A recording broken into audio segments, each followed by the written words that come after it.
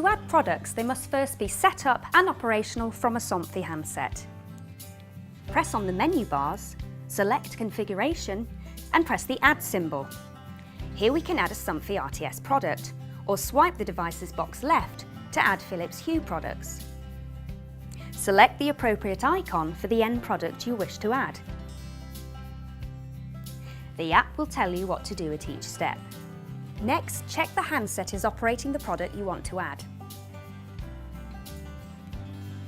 Press and hold the Program button on the back of the handset for a few seconds until the curtain jogs.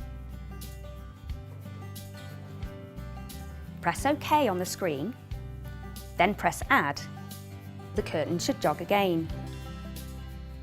You've now added your first product to the Connexoon app.